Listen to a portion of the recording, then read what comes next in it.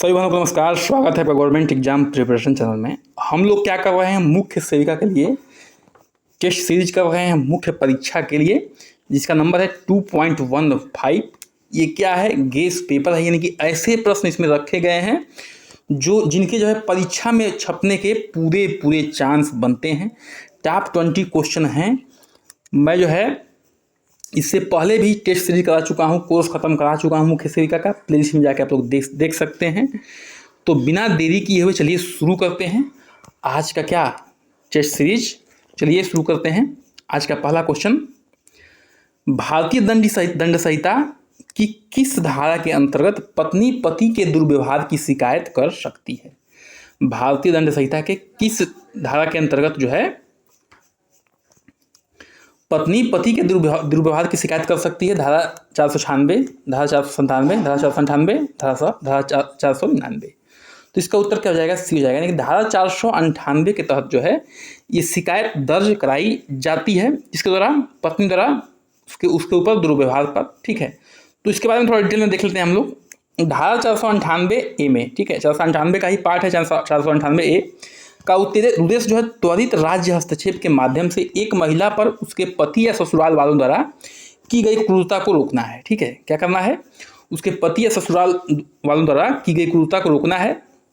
न्यायालय ने माना है कि आईपीसी धारा 498A जैसे प्रावधानों को पति और उसके रिश्तेदारों के खिलाफ व्यक्तिगत दुश्मनी से निपटाने के लिए एक उपकरण के रूप में प्रयोग करने की प्रवृत्ति बढ़ रही है। जो फिलहाल मामला चल रहा है उसमें जो है न्यायालय ने दर्शाया है कि 498A का गलत फायदा उठाया जा रहा है। पर्सनल झगड़े को जो है इसमें ये जो है पर्सनल झगड़े को दुर्व्यवहार में तब्दील करके जो है केस दर्ज कराई जा रही है, FIR दर्ज कराई जा रही है। आगे बढ़ते हैं, प्रश्न संख्या 2 पे आते हैं। महिला स्वयं सिद्धि योजना का संबंध है। महिला स्वयं सिद्धि योजना का संबंध किससे है? ये 2001 में आया था ये योजना। ठीक है, न्यायिक सहायता प्रदान करना, यानी कि महिलाओं को न्यायिक सहायता प्रदान करना। सर्वांगीण विकास करना, यानी कि महिलाओं को सर्वांगीण विकास करना। सामाजिक आर्थिक सशक्तिकरण करना, यानी कि महिलाओं के लिए सामाजिक और आर्थिक सशक्तिकरण लाना। या स्वास्थ्य के प्रति जागरूकता उत्पन्न करना, महिलाओं को स्वास्थ्य के प्रति जागरूकता उत्पन्न करना। तो महिला स्वयं सिद्धि योजना का जो है मुख्य संबंध किससे है? वो है सी, यानी कि सामाजिक आर्थिक रूप से सशक्तिकरण पैदा करना।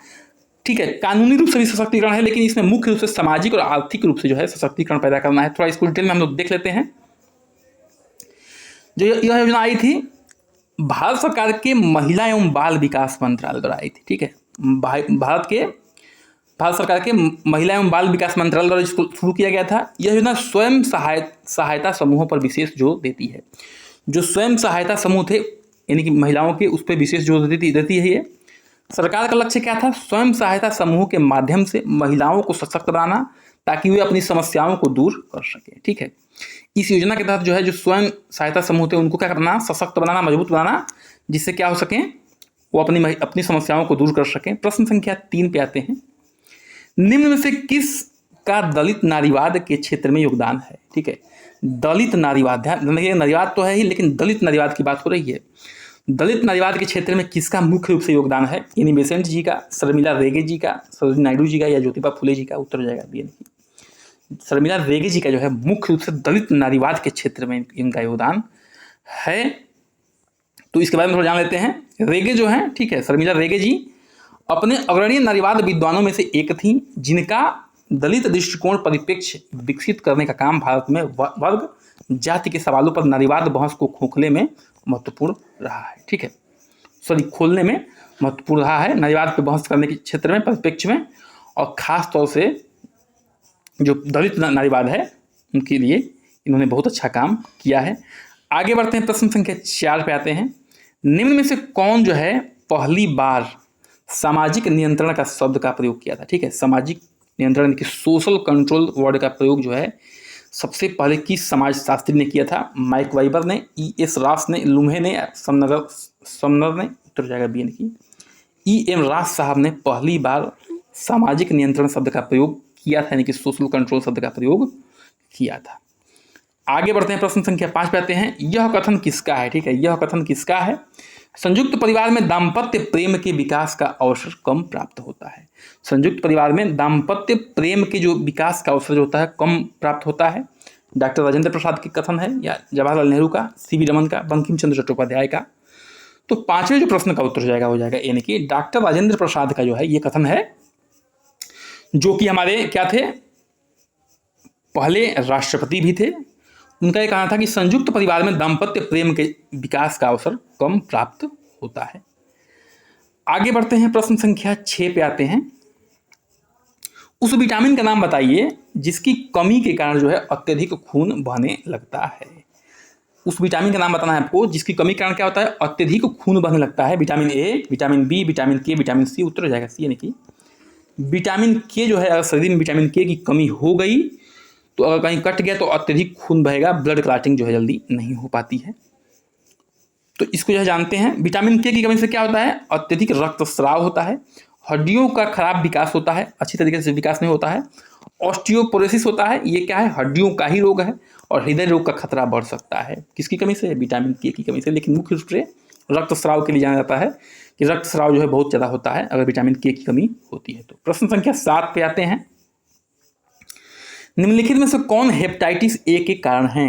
हेपेटाइटिस ए किसकी वजह से होता है? ठीक है, हेपेटाइटिस ए जो होता है किसकी वजह से होता है? जीवाणु की वजह से यानी कि बैक्टीरिया की वजह से, मच्छर काटने की वजह से यानी कि मस्कीटो बाइट की वजह से, प्रोटोजोआ की वजह से, या वायरस यानी कि विषाणु की वजह से। हिंदी में कहेंगे तो उत्तर हो जाएगा डी यानी कि वायरस यानी कि विषाणु की वजह से जो है क्या होता है, हेपेटाइटिस ए होता है।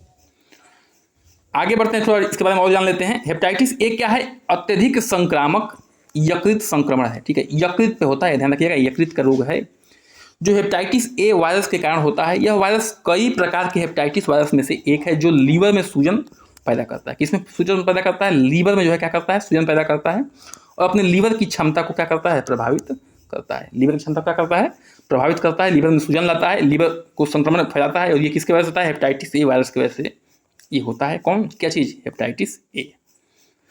प्रश्न संख्या 8 पे आते हैं। निम्नलिखित में से कौन सा टीका त्वचा मार्ग द्वारा दिया जाता है? ठीक है, त्वचा मार्ग में दिया जाता है ये।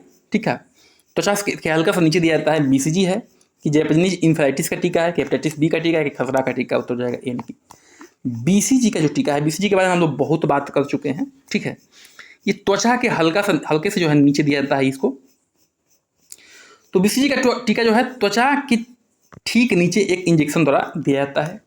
आमतौर पर ऊपरी बाएं हाथ पर दिया जाता है ये।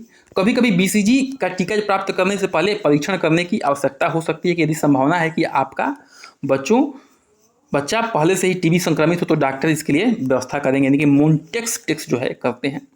देखिए, इस बीसीजी के टीका देने से पहले अगर डॉक्टर को लगता है कि हाँ आपके बच्चे को टीबी हो गया है, ठीक है, तो क्या करते हैं, पहले मोन्टेक्स टेस्ट कर लेते हैं, फिर जो है वो टीका को देते हैं अगर वो जो है पॉजिटिव नहीं पाया जाता है तो। प्रश्न संख्या 10 पे आते हैं। जिसने संज्ञानात्मक विकास के क्षेत्र में महत्वपूर्ण योगदान दिया है। ठीक है, थोड़ा सा वो है वर्तनी मिस्टेक है, उस पर ज़्यादा ध्यान नहीं देना है, लेकिन सारे क्वेश्चन बहुत सटीक हैं, सही हैं, और आपके परीक्षा में आने के बिल्कुल चांस बनते हैं। देखिए, आप लोग वीडियो तो बहुत अच्छे से देखते हैं, लेकिन आप लोग चैनल को लाइक करते हैं और नहीं सब्सक्राइब करते हैं। देखिए, एक गुरु होने के नाते हम लोग फ्री में मेहनत करते हैं आपके लिए। चैनल को लाइक और सब्सक्राइब करने का कोई पैसा नहीं लगता है। ठीक है, कोई पैसा नहीं लगता है।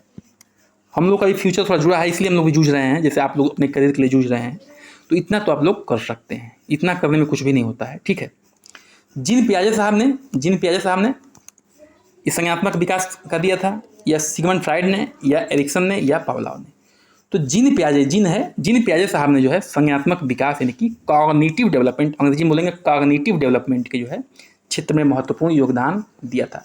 बहुत ही डिटेल में हर चीज़ आपको पढ़ाया जा चुका है इस चैनल पे, आप जो है जाके देख सकते हैं। कहाँ पे? हमारे चैनल के लिस्ट में। कॉग्निटिव डेवलपमेंट यानी कि संज्ञानात्मक विकास। देखिए, संज्ञानात्मक विकास क्या होता है, इसका संबंध जो होता है वो बुद्धि से होता है, बौद्धिक क्षमता से होता है। कॉग्निटिव विकास यानी कि संज्ञानात्मक विकास के जो तो है कि एक तरह का क्या है, बौद्धिक क्षमता के रूप में बताया जा सकता है। जब बच्चा अपने आसपास की चीज़ों को ऑब्जर्व करता है, करने लगे, तब समझ जाए कि वो सीखने के लिए तैयार हो गया है। 1 साल के होने तक बच्चा काफ़ी चीज़ें सीख लेता है, जैसे कि चीज़ें देखकर उसके पीछे भागना, खड़े होना, बातों को सुनना और समझना। ठीक है, इन सब चीज़ों को जो है बच्चा 1 साल होते होते सब चीज़ों को समझता है। कॉग्निटिव डेवलपमेंट पे तो एक पूरा चैप्टर हमने लिया है, बहुत अच्छी तरीके से बताने की कोशिश किया है वहाँ पे, आप लोग पूरा समझ में आ जाएगा। अगर आपको समझ में नहीं आया तो देखिए, जो हम लोग कर रहे हैं बिल्कुल सही है, लेकिन अगर हल्का सा अंदर घुसा तो वो ऐसे ऊपर ऊपर से पढ़ने से नहीं होगा, उसके लिए आपको जो है वहाँ चैप्टर पे जाना पड़ेगा, ठीक है। जन्म के समय बच्चे के सिर की लंबाई बच्चे के शरीर की तुलना में कितनी होता है, ठीक है, होती है। जो जन्म के समय में जो बच्चे की सिर की लंबाई होती है वो बच्चे के शरीर की तुलना में कितना होती है, ठीक है। मान लीजिए बच्चा का शरीर है तो इसकी लंबाई जो है कितनी होती है इसकी तुलना में 1/4, 1/3, 1/2, 1/6 उत्तर जाएगा, यानी कि 1/4 होती है, ठीक है, इसकी बच्चे के शरीर के लंबाई के कंपेयर में, ठीक है। इसको याद रखना है बिल्कुल आपको। आगे बढ़ते हैं, प्रश्न संख्या 12 पे आते हैं। अनाज पीसने के बाद, ठीक है, अनाज की जब ग्राइंडिंग करते हैं या उसको चमकाने के बाद, जब पॉलिशिंग करते हैं या परिष्करण करने के बाद किस विटामिन की कमी होती है उसमें, ठीक है। Vitamin A, vitamin B, vitamin C, vitamin D उत्तर जाएगा बी, यानी कि विटामिन बी की कमी हो जाती है। अगर किसी अनाज को पीसा जाता है, चमकाया जाता है, परिष्कृत किया जाता है तो विटामिन बी की क्या होती है, कमी हो जाती है।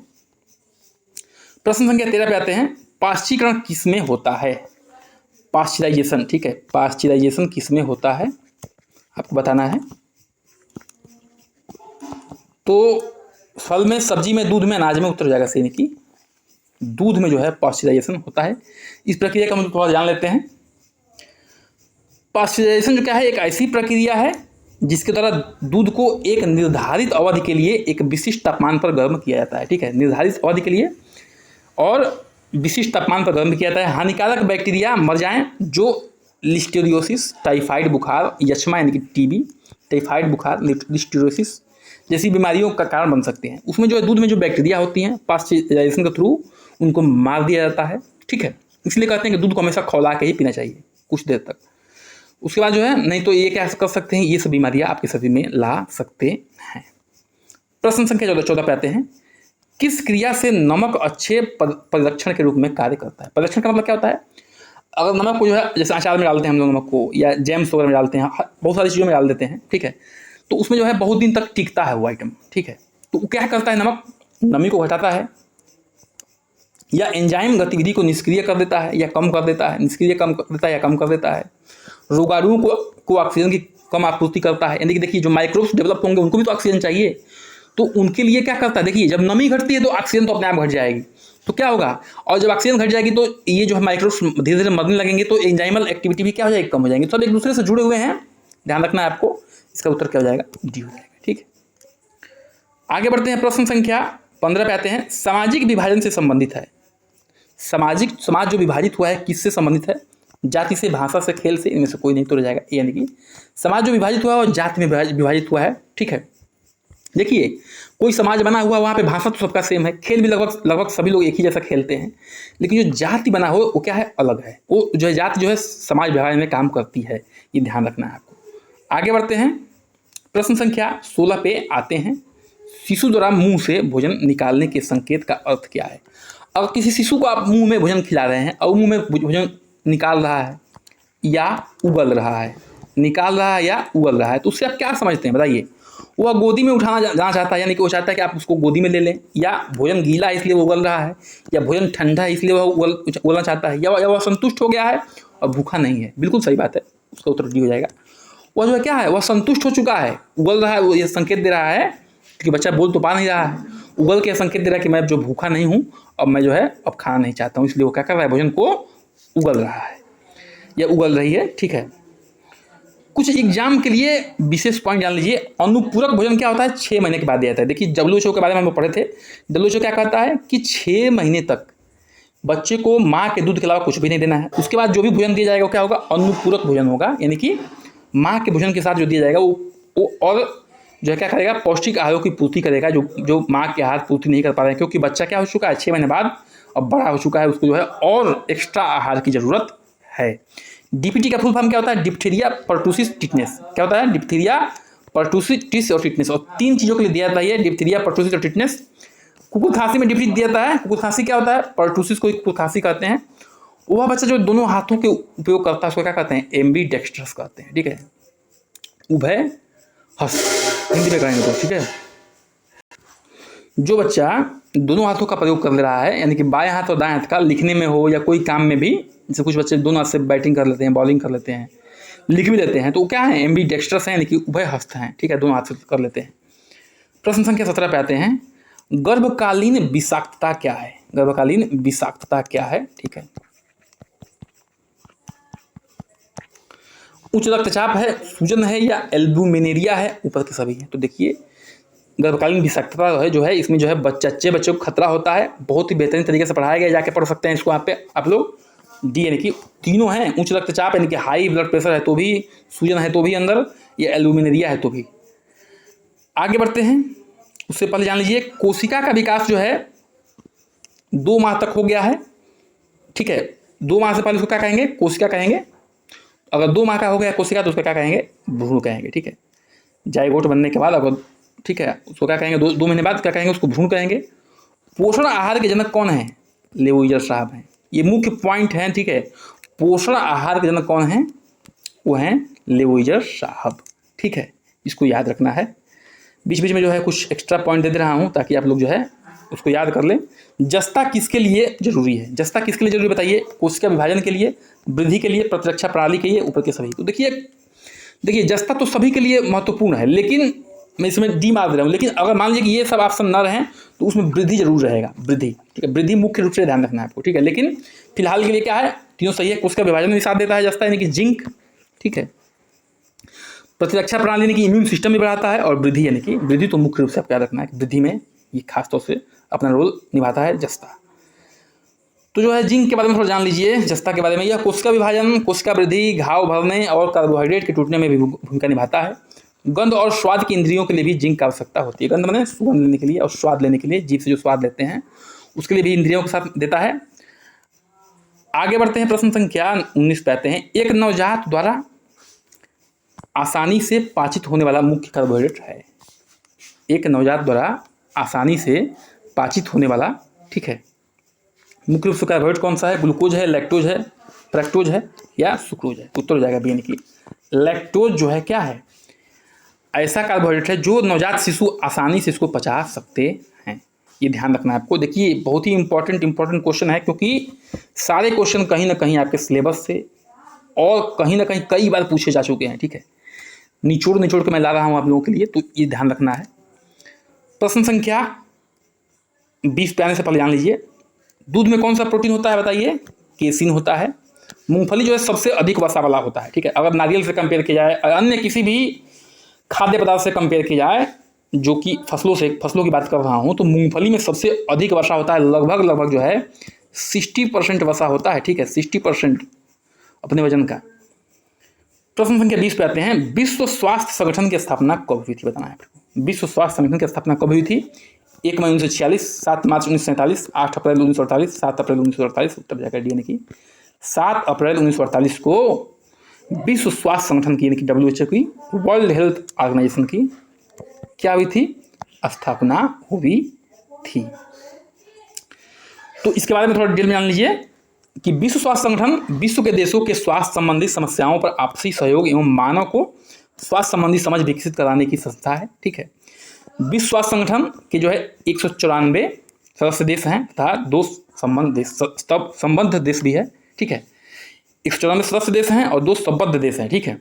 बाकी कब स्थापना हुई थी ऊपर देख चुके हैं। इसी के साथ जो है हमारा सेशन क्या होता है, समाप्त होता है। चैनल करिए सब्सक्राइब, लाइक, शेयर, कमेंट, कोई पैसा नहीं लगता है, फ्री में सब कुछ दिया जा रहा है आपको, ठीक है।